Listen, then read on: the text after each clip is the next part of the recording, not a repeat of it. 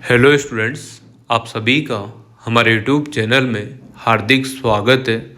आज के इस वीडियो में बात करने वाले हैं रिजल्ट रिमार्क से संबंधित। तो बहुत सारे ऐसे वर्ड आपको देखने को मिलेंगे जिसमें या फिर रिमार्क बोल लो, रिजल्ट में आप लोगों को ऐसे ऐसी चीज़ें देखने को मिलेगी जो आपकी समझ में नहीं आ रही होगी, है ना। जैसे कि यहाँ पर देखो PPROM, इसका मतलब क्या होता है नहीं समझ में आ रहा होगा। BPROM नहीं समझ में आ रहा होगा। FPROM नहीं समझ में आ रहा होगा। जिनके समझ में आ रहा है बहुत अच्छी बात है, जिनके नहीं समझ में आ रहा है वो ये वीडियो पूरा देखना, ठीक है।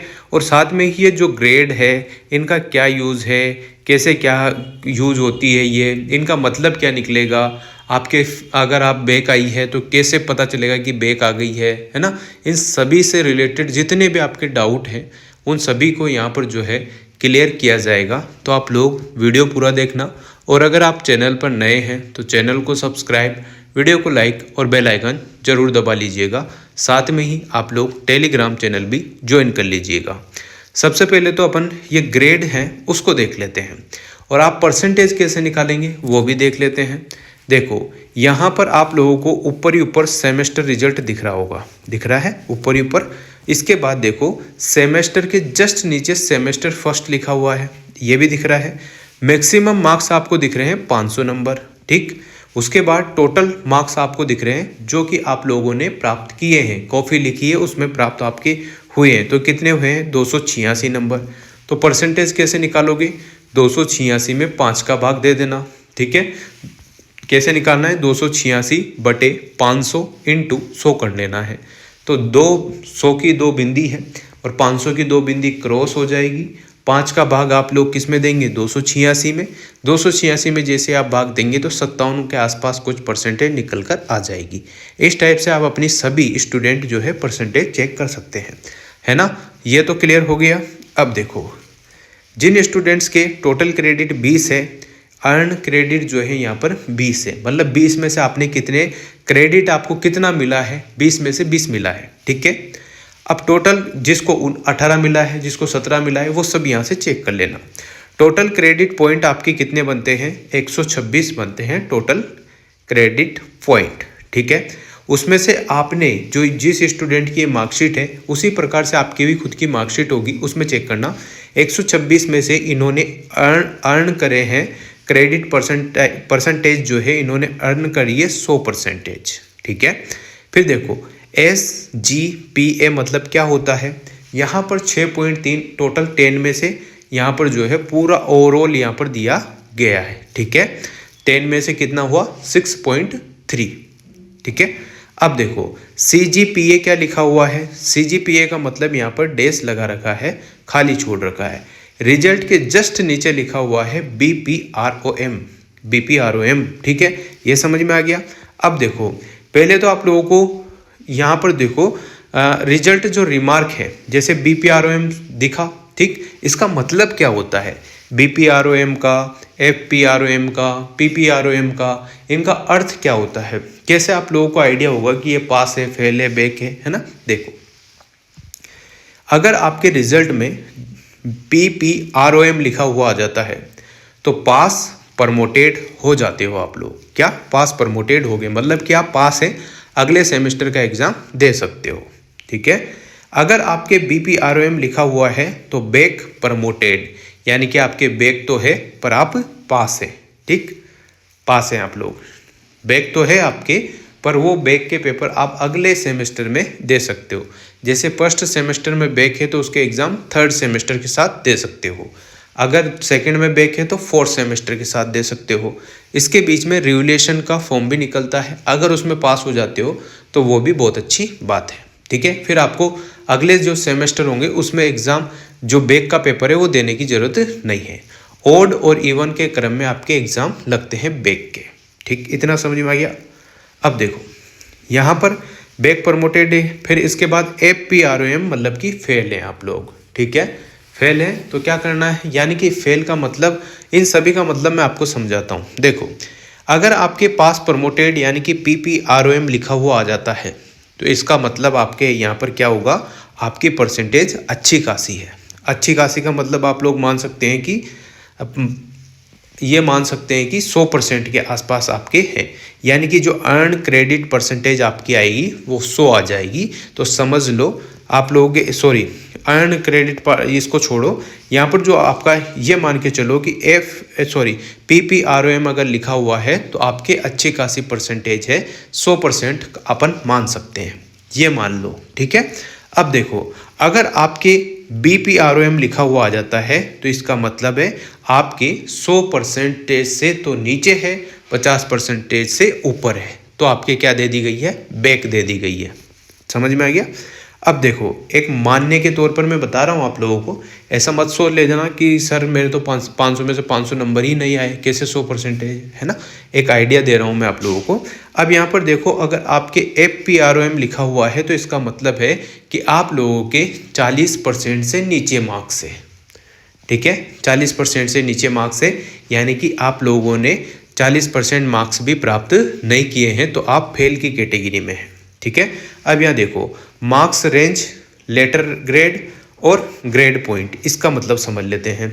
अब देखिएगा मार्क्स रेंज का मतलब है कि आपके अगर 90 से 100% के बीच है ना, तो आपको लेटर ग्रेड जो मिलेगी वो O मिलेगी, आउटस्टैंडिंग करके, ठीक है।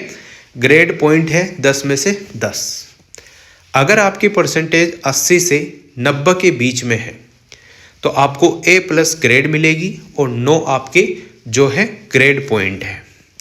अगर आपके 70 से 80 के बीच परसेंटेज है तो आपको लेटर ग्रेड मिलेगा ओनली A और ग्रेड पॉइंट मिलेगी आपको 8, ठीक है।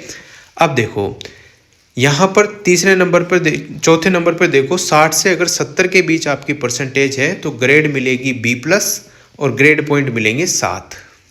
उसके बाद 50 से 60% के बीच में आपके मार्क्स है तो आपको लेटर ग्रेड मिलेगी B और ग्रेड पॉइंट मिलेंगे 6, जैसा कि इस स्टूडेंट को मिला हुआ है, ठीक है ना, 6.3 मिला हुआ है। इसके बाद देखो आगे बात करते हैं, अगर आपके 45 से 50% है तो आपको ग्रेड मिलेगी C और ग्रेड पॉइंट आपके रहेंगे 5।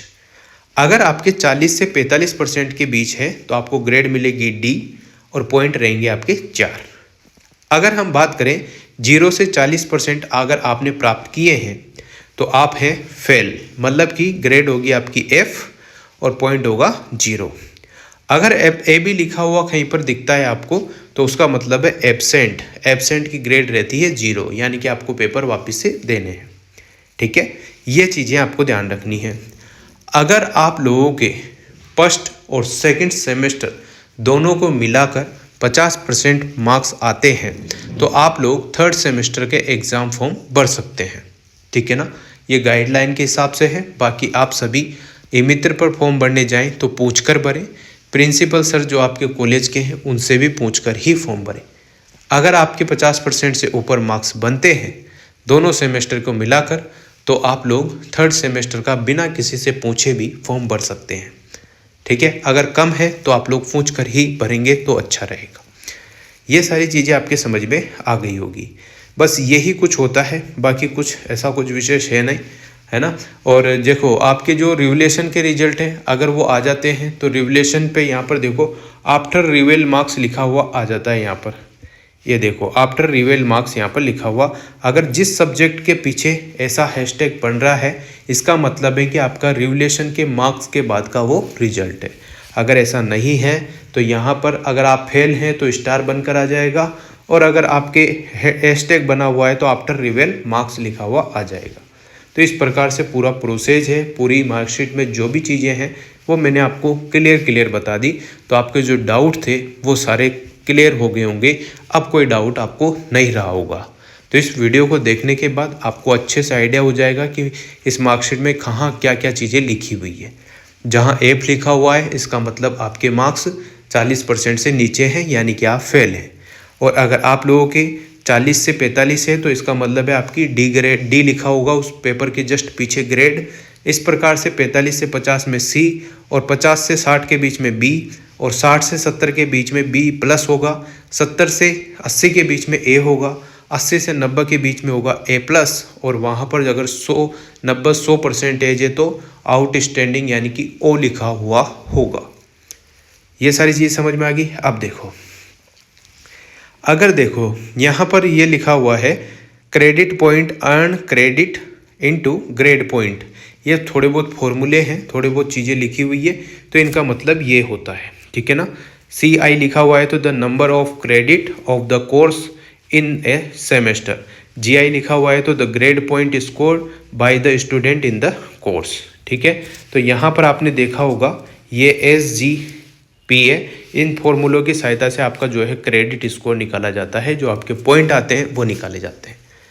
और आपको परसेंटेज निकालना है तो ये यहाँ से निकलेगा, मैक्सिमम मार्क्स में से टोटल मार्क्स में मैक्सिमम मार्क्स का जो 5 है आगे का उससे भाग दे देना है, बाकी 0 से 0 कट ही जाएगी, आप लोग समझते हैं।